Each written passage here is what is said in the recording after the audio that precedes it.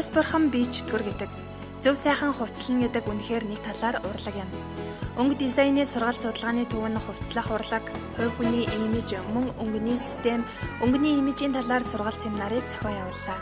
Энэхүү төв нь дизайн өнгө судлалын холбооны дэргэд байгуулагдсан бөгөөд чадамжинд суурилсан хосолсон хэлбэртэй сургалтыг явуулж байдгаараа онцлог юм. Бидний өдөр тутмын санаа зовоосон асуудал болж байдаг хувцсныхаа имиж, стил, мөн өнгөний зохицлын талаар мэдлэг мэдээллийг олж авах боломж та бидний өмнө нээлттэй байна.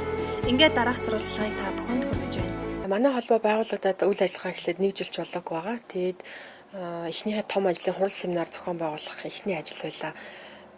Сэдв маань фэшн маркетинг ба брендинг гэсэн.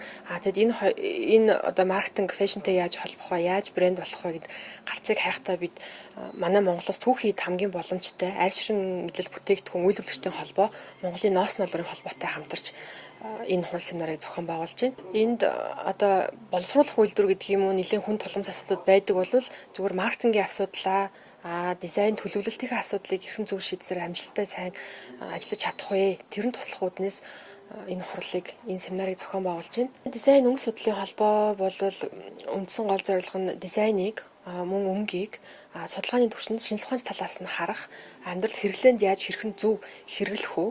Тэр талаас ажиллах юм байна.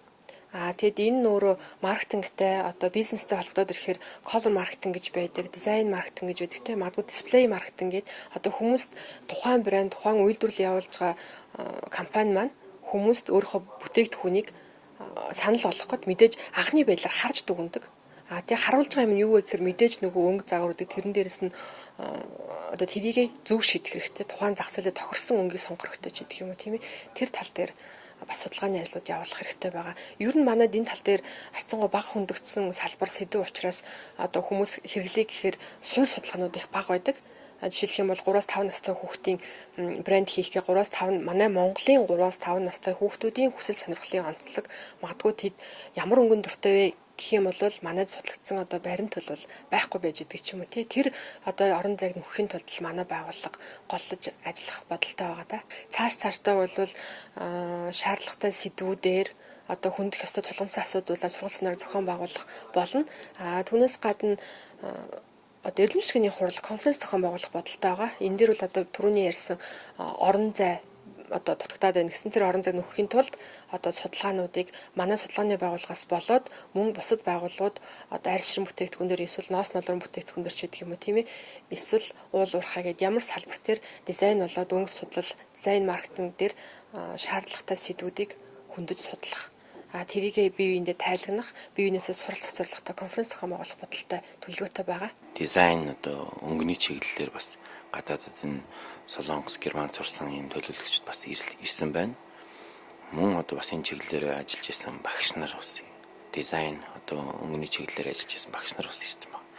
Тэгэхээр ерөнхийдөө энэ семинар бол маш яг мэрэгжлийн одоо энэ дизайн гэдэг юм чинь яаж брэнд болдгийг одоо багцлсан ийм сайхан уулзалт семинар болж байна. Өнгийг бол зүгээр 7 өнгө гэхээр одоо ойлгох ямар ч аргагүй болсон юм байна.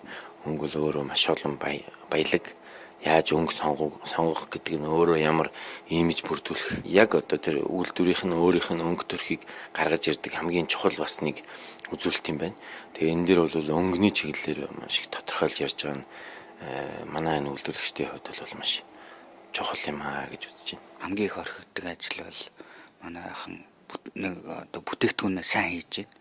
Бүтээгдэхүүнээ зах зээлд яаж нэвтрүүлэх вэ? Яаж одоо тэрийг сурчлах вэ? Яаж тэнд одоо нэмээ өртөг шингээх вэ? Энэ тал дээр бол бас одоо болтлоос харьцангуй сул ажиллаж байгаа. Гэхдээ энэ бол сул ажиллаж байгаа гэдэг нь бол бас тийм чадахгүйдээ мэдэхгүйдээ биш. Үнэхээр одоо тухайн компани өөрийнх нь одоо бас дотоод асуудлууд маш их байдаг. Өнөөдөр үйлдвэрлэл эрхэлж байгаа хүмүүст бол одоо төмөн зовлон бомб бэрхшээл гэдэг шиг зөндөө асуудал байгаа. Тэгээд яг тэр донд энэ асуудал харьцангуй орхигдчихдаг.